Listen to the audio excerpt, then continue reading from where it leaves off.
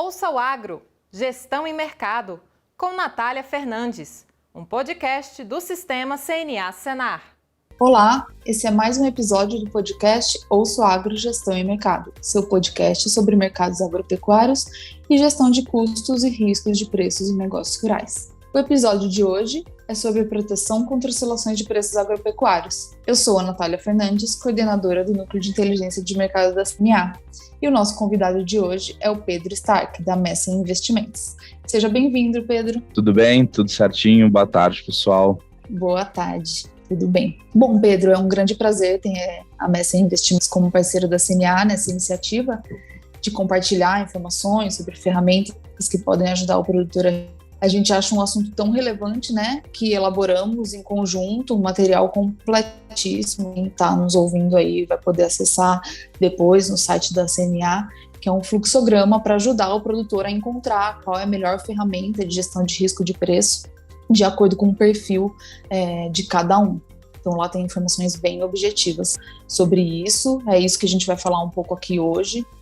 E aí, antes, né, Pedro, é interessante a gente, quando avalia o mercado e a entrada ou a participação ou não de produtores nesses mercados, é que a gente vê um movimento de quando há uma alta no preço dos produtos, também tem uma maior procura por fazer uso dessas ferramentas. E nos últimos meses, aí a gente teve uma alta expressiva de alguns produtos que estão listados na bolsa, né? A gente conseguiu identificar aí uma procura maior desses produtores para aproveitar esses momentos de alta que o produtor consegue aí ou cobrir sua margem ou obter um lucro. Então é algo interessante que a gente consegue observar. E aí eu queria que você falasse um pouco sobre essa questão toda que envolve os riscos das atividades agropecuárias e dessas ferramentas que tem disponíveis para o produtor rural. O comportamento humano, ele trabalha muito bem quando está numa situação otimista. Então, se a gente for ver ali, quando o mercado está em alta, é quando todo mundo procura para tentar fazer novos negócios, novas operações, o que nem sempre é o ideal, tá? Às vezes a gente tem que procurar quando o mercado também está em baixa. Então, por exemplo, você que é um produtor de suínos e tem um custo grande em milho, por exemplo, você vai ter que procurar esse mercado na baixa, antes do teu custo, o teu insumo de produção subir, tá? Mas a gente sempre consegue achar soluções para proteger os preços, para destravar preços, eventualmente, quando alguém já fechou com alguma trading, com qualquer coisa do gênero. Existem diversas soluções no mercado, tá? E essas soluções são todas importantes porque a gente tem uma série de riscos quando a gente olha para a negociação global de commodities, não somente falando de mercado, falando da negociação em si dos ativos físicos, dos produtos, falando ali do milho, do boi, falando do café, falando do soja, qualquer que seja, tá? Por exemplo, essa semana agora, nos últimos 2 dias, a gente viu uma alta expressiva de milho. Por quê? Petróleo subiu e porque tem uma expectativa de quebra da safra de trigo da Austrália. Então, assim, a gente sabe que chuva influencia, qualidade do solo influencia, sol influencia, a umidade dentro do solo também influencia a produção, mas tem aspectos externos que nem sempre a gente consegue prever. E é por isso que é muito, muito importante a gente falar um pouco em proteção, falar em hedge, né, como o pessoal do mercado gosta de brincar, gosta de chamar, né, chama de hedge. Então, falar nessas proteções, nesses derivativos, que depois a gente vai chegar lá, a gente tem que saber a utilização deles, conhecer eles para pelo menos conseguir evitar alguns tipos de oscilações. É bem isso que você falou, tem os riscos que estão fora do controle ali do produtor, né, e outros que ele consegue mensurar, mitigar e se planejar um pouco melhor, né? E além disso, tem vários perfis de produtores também. Então, mas só para voltar um pouco o foco de quem que pode ter acesso a isso, tem alguns produtos que os produtores têm mais ferramentas para fazer essa gestão de risco de preço e outros menos, né? Então, acho que é bom destacar aqui os que estão listados na Bolsa, a Bolsa Nossa do Brasil, na B3, que é milho, soja, café, boi, tem também etanol, né? Mas tem alguns que são mais líquidos, que acabam tendo mais operações e uma facilidade maior do produtor utilizar, entrar e sair do mercado, que seriam os mercados de milho e boi, é isso? Exato. A gente hoje em dia na Bolsa Brasileira, a gente vai ter negociação de algumas commodities, tá? Mas as 4 principais é milho e soja, olhando para grãos, café e boi, tá? As 4 têm uma liquidez boa, tá? Sendo milho a de maior liquidez, realmente, como você mencionou. Mas a gente consegue estruturar proteções, estruturar ali mecanismos para qualquer uma dessas 4 sem grandes dificuldades, tá?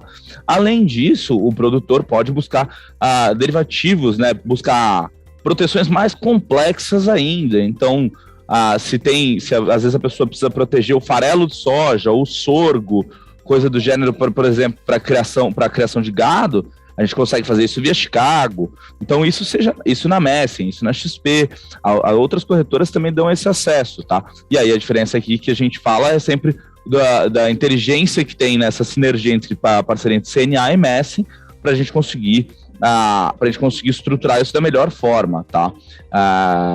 Então, sim, respondendo a tua pergunta de forma clara e direta, as 4 principais commodities ali são milho, soja, café e boi, sendo milho a mais líquido. É legal que você colocou esses pontos, porque muitas vezes os produtores têm dificuldade, né, de entender como que funciona. Muitos acham que é bastante complexo, exatamente pela diferenciação, que é o que a gente colocou no material, no fluxograma, né?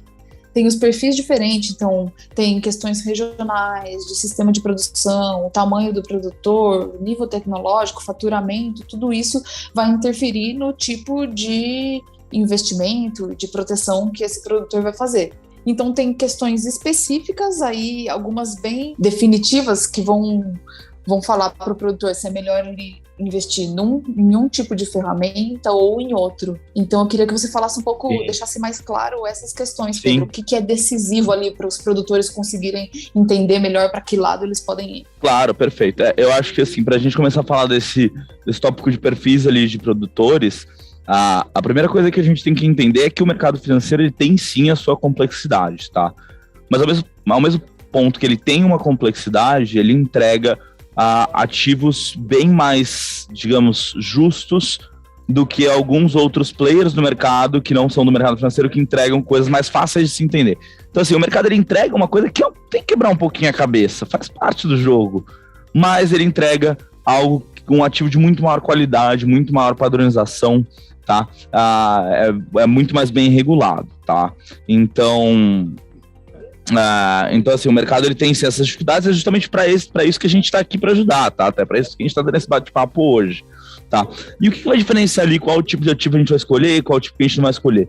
Geralmente tem que olhar o porte da produção, a gente tem que olhar qual que é a disponibilidade ali de um fluxo de caixa do cliente, porque tem instrumentos ali derivativos, proteções dentro do mercado financeiro que vão exigir caixa, tem proteções que não vão, tem uns que vão exigir garantia, tem uns que não vão, e aí por aí vai. Tem operações que são de custo zero, tem operações que têm custo, e aí cada um tem seus prós e seus contras, tá? Nenhuma operação vai deixar 100% perfeita, sabe? Mas a gente tenta adequar. Não existe, se algum dia alguém falar em hedge perfeito, né, proteção perfeita, isso não existe em nenhum lugar, em nenhum mercado, tá? Mas a gente sempre tenta adequar isso da forma que se encaixe melhor na produção. E tudo tem seus prós e seus contras, isso é natural, faz parte das regras do mercado. E a ideia é ser super transparente aqui nesse nosso bate-papo e falar que vão ter esses ajustes. Aí, de acordo com o que está disponível ali para o produtor, a gente identifica o que melhor serve ele, tá? Até porque um produtor de milho Campinas, ele vai ter uma aderência muito maior ao mercado futuro de milho, do mercado de milho, porque o milho tem base de preço em Campinas, tá? Depois a gente pode até falar um pouquinho mais sobre isso, mas vai ser muito diferente de um produtor de milho lá do norte da Bahia, por exemplo. Então vão ter diferenças, tá? E aí a gente tem que entender qual que é a necessidade produtiva de cada caso, tá? Também ressaltando aqui que a gente está falando de venda antecipada, né? Então a gente tem essas ferramentas em que o produtor pode antes dizer a quanto que ele quer fazer a venda ou a compra, né, do seu ativo.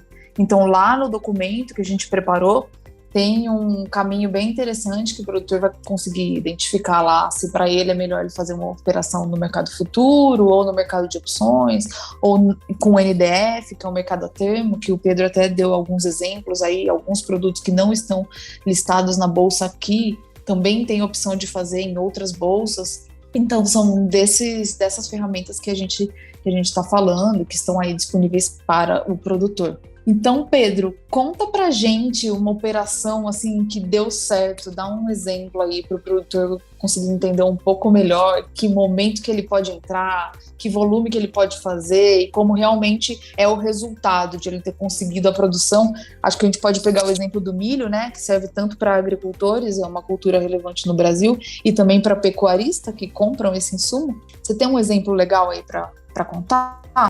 Sim, tenho sim. Como a maior parte das pessoas sabem, o milho teve uma escalada de preços muito grande desde digamos assim, da metade do ano passado até uns 3 meses atrás, né? Isso aconteceu, pelo menos o que a gente enxerga, por 2 fatores. A gente teve um inverno rigoroso, que trouxe uma geada forte ali em algumas regiões do Paraná, o que escalou um pouco os preços do mercado interno, e junto com isso, a gente teve também um aumento de liquidez, tá? Então, assim, os Estados Unidos estavam injetando muito dinheiro na economia. E é natural, quando se injeta muito dinheiro na economia, os preços de commodities, principalmente grãos, que são mais internacionalizados, se acelerem, tá? Então, inclusive, todo mundo está vendo aí inflação super acelerada, e esse é um dos motivos.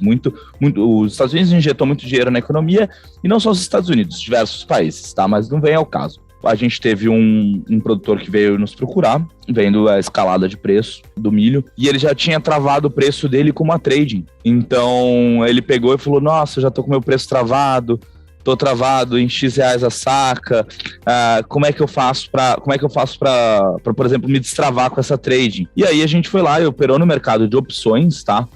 Onde ele pagou ali um valorzinho por saca. No mercado de opções, ele vai funcionar muito parecido ali com um seguro. Você vai pagar um valorzinho, uma policyzinha, para depois poder utilizar o benefício quando necessário, tá? Ele pagou ali um valorzinho por saca e conseguiu liberar o preço, a flutuação de preço, tá? Então, não as sacas que ele negociou com a trade, ele teve que entregar, só que ele voltou a flutuar o preço do milho dele, em vez de ter que fazer a entrega a preço fixo para trading. Ele fez a entrega a preço fixo para trading, na verdade, tá? Mas no mercado financeiro ele estava com um ativo, né?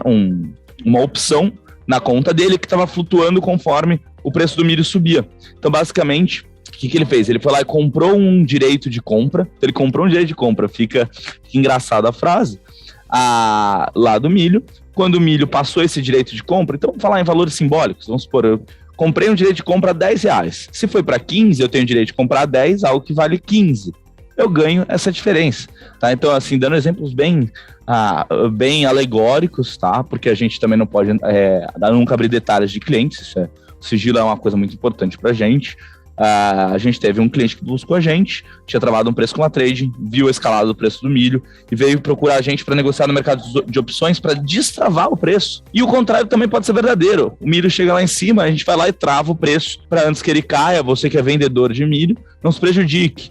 Já para o cara que é produtor de gado e vai usar milho na ração, por exemplo, ele pode travar o preço antes que o milho suba. E aí tem uma série de desenvolvimentos que a gente consegue fazer.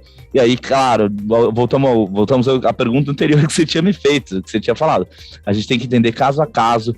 Cada produtor é único, cada produtor tem sua demanda, suas necessidades, suas disponibilidades, tá? Você tocou nesse ponto de questão financeira, isso também é bem inerente a essas ferramentas de gestão de risco de preço. E bom para o produtor saber que tem essa opção, né? Porque às vezes o produtor, ele pensa bastante no ativo físico que ele tem, em vender antecipadamente, mas aquele volume que ele vai colher, né, produzir, então comprometendo parte daquela produção física, mas ele tem como fazer isso só para uma questão financeira, um balanço financeiro, sem comprometer a produção, até caso ele tenha uma quebra, ele só tem, se o mercado subir ou cair, você deu um exemplo aí, e o mercado estava a 15 e ele comprou a 10 antecipadamente, então ele ganha 5. Como funciona esse ganha 5, né?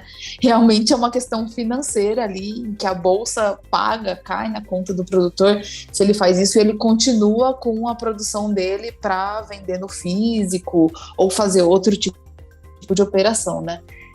Isso é bem interessante de a gente colocar aqui também, para o produtor entender. Tem mais coisas lá no material, mas é legal, já que estamos falando sobre essas ferramentas, essa é uma opção que existe para o produtor, fazer uma proteção financeira, né, e não comprometer a produção física dele. Então, já passando para o final do nosso episódio, Pedro, fala para os produtores que estão curiosos, que querem começar a investir nessas novas ferramentas, fazer sua produção, como que eles podem começar, o que eles têm que procurar, o que eles precisam ter de documentação, onde eles têm que ir. Perfeito, Nath. É super simples, é mais simples até do que parece. Primeira coisa, acho que antes de mais nada, se há o interesse do produtor, a primeira coisa é a gente marcar uma reunião para entender a demanda dele, para entender aonde que a gente pode ajudar, tá? Antes de falar de documentação, a pessoa tem que ver, ter um cara a cara com a gente pra gente ver se a pessoa tem interesse. Acho que a pessoa primeiro tem que nos conhecer para se sentir à vontade, tá? Toda parceria começa com isso. Depois que a gente tiver um primeiro bate-papo, a gente falar um pouquinho do que dá para fazer, o que não dá, entrar nos detalhes, né? Aí sim a gente começa a parte de documentação, tá? Aí basicamente, se for uma conta pessoa física, é super simples, vai precisar do RG ou uma CNH, algo do gênero, tá? Abre a conta no mesmo dia, super tranquilo, porque você pode ter a sua operação agropecuária numa pessoa jurídica, fazer a tua proteção na pessoa física, então não tem problema nenhum, tá? Apesar de não ser o mais interessante do ponto de vista tributário, tá? O ideal é que você ficasse com as duas operações debaixo do mesmo registro fiscal, seja CPF ou CNPJ, e se for via PJ, tem algumas demandas documentais, né, que a gente tem um time aqui para instruir, mas é a mesma coisa, é abrir o conta e aí a gente começa a, de fato, estruturar. Então, respondendo de forma clara, bater um papo com a gente, ver se você se sente à vontade. Depois que bater esse papo, a gente vai lá e abre uma continha e aí a gente já estrutura todas as proteções e todos os desejos do cliente da melhor forma, tá? E o produtor consegue fazer isso tudo à distância? Tem depois algum tipo de assessoria para que operação que ele vai fazer? Perfeito, consegue. Então hoje em dia a gente consegue fazer isso tudo via online, tem atendimento via telefone, via Skype, via Teams, via WhatsApp, a forma que atender melhor o produtor a gente consegue fazer esses primeiros contatos, fazer tudo, tá? Não tem necessidade nenhuma de deslocamento físico. A gente tem hoje em dia unidades em São Paulo, tem no Rio Grande do Sul, em Porto Alegre, Caxias do Sul, tem Cuiabá, tá? Então a gente consegue dar atendimento ao produtor também, se preferir presencialmente, em uma série de unidades, Brasília, tá? Goiânia, e aí a gente consegue também fazer esse atendimento físico, tá? Mas não há necessidade nenhuma de deslocamento, tudo feito de forma online, tudo super fácil, tá? Não precisa de nada além disso. E aí depois, se o produtor tiver interesse em outras, tá? Eu sou um dos especialistas aqui dentro de uma equipe completa de investimentos. Se o produtor tiver interesse em outras áreas de investimentos, aí tem especialistas de renda fixa, de outras áreas, de ações, vai ter de tudo, tá? Para poder dar um atendimento completo, tá? Mas isso fica para um segundo papo, para um outro momento, tá? A ideia é que esse primeiro contato a gente foque em cuidar do que importa, né? A produção dos nossos parceiros. Muito bom, Pedro. Bom, então acho que é isso, né? O produtor conhece bastante os riscos da atividade, as incertezas do futuro. A gente teve esse ano um cenário de elevação expressiva, né, de custos com insumos, por mais que alguns produtos tenham subido no mercado, uma margem mais estreita dos produtores. Então, independente do mercado estar numa tendência de alta ou baixa, como a gente falou aqui, você deu alguns exemplos, é importante que o produtor sempre tenha isso como um seguro mesmo, né? Igual tem seguro de carro, que ele tenha parte da produção dele assegurada contra a oscilação de preço, seja alta ou baixa, para que ele realmente garanta ali o mínimo de parte da produção. Então, o recado principal, acredito que era esse. Muito bom ter você como parceiro, vocês, né, da Messing, como parceiro da CNA nessa iniciativa. Agradeço a todos os produtores aí e a todos os profissionais do setor que nos acompanham E convido para que acessem esse material que a gente referenciou aqui, que está bastante completo e objetivo, com essas ferramentas, onde lá vocês conseguem conhecer um pouco melhor sobre o mercado futuro, de opções, NDF, qual deles se adequa a cada um dos perfis, né? Vocês podem acessar o site da CNA, www.cnabrasil.org.br. Agradeço mais uma vez, Pedro, a parceria da Messen e a sua participação aqui com a gente. Eu que agradeço a participação. Então, esse foi mais um episódio do podcast Ouça o Agro, Gestão e Mercado, e até o próximo episódio. Tchau! Ouça o Agro, Gestão e Mercado, com Natália Fernandes, um podcast do Sistema CNA Senar.